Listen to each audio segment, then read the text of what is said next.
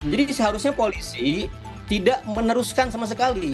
Ini sudah terang benderang bukan tindak pidana. Apalagi memanggil terlapor buat apa? Kalau ini bukan tindak pidana, ya hentikan proses sejak awal gitu. Coba kalau emang nggak paham KUHP, konsultasilah dengan kejaksaan.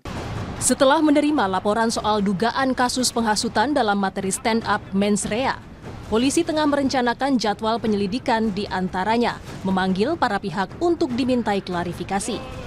Polisi juga akan memeriksa bukti-bukti yang diserahkan pelapor saat membuat laporan. Kalau ada laporan polisi, selanjutnya kawan-kawan penyelidik itu membuat rencana penyelidikan dengan setelah itu melayangkan surat undangan klarifikasi kepada masing-masing nama yang sudah diberikan, baik pelapor, saksi maupun nanti pasti akan melakukan klarifikasi juga kepada saudara yang PP yang sebagai terlapor. Namun Yayasan Lembaga Bantuan Hukum Indonesia (YLBHI) menilai harusnya polisi tidak perlu meneruskan proses laporan itu, apalagi memanggil pihak pelapor dan terlapor. Ketua YLBHI Muhammad Isnur menekankan laporan ini tidak ada unsur pidana. Jadi seharusnya polisi tidak meneruskan sama sekali. Ini sudah terang benderang bukan tindak pidana. Apalagi memanggil terlapor buat apa? Kalau ini bukan tindak pidana, ya hentikan proses sejak awal gitu. Coba kalau emang nggak paham KUHP, konsultasilah dengan kejaksaan.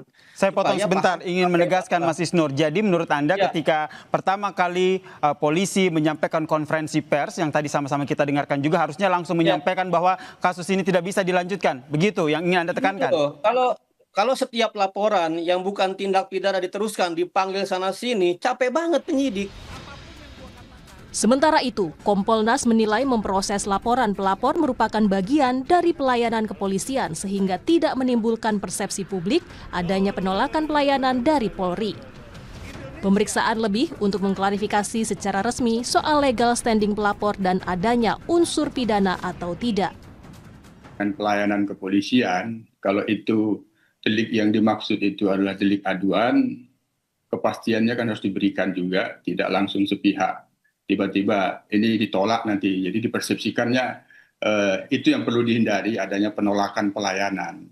Prosesnya kita dorong bahwa semua apa yang disampaikan oleh pihak pelapor itu ya diklarifikasi, termasuk apakah pelapor itu punya kedudukan hukum tidak, mengatasnamakan sebagai korban Muhammadiyah. Dan dari pihak Muhammadiyah, sejauh yang NU dan Muhammadiyah memberikan pernyataan di publik itu malah mengundang klarifikasi, itu artinya klarifikasi untuk dimintakan klarifikasinya secara resmi. Sebelumnya, PBNU menilai pelapor tidak mewakili warga NU atau Nahdiyin, bahkan organisasi yang disebut sebagai korban dalam laporan polisi tidak ada di dalam organisasi NU. PP Muhammadiyah juga menyatakan hal yang sama, tidak mengenal organisasi yang tercantum dalam laporan polisi. Patut dinanti apa langkah Polri dalam mengusut kasus ini.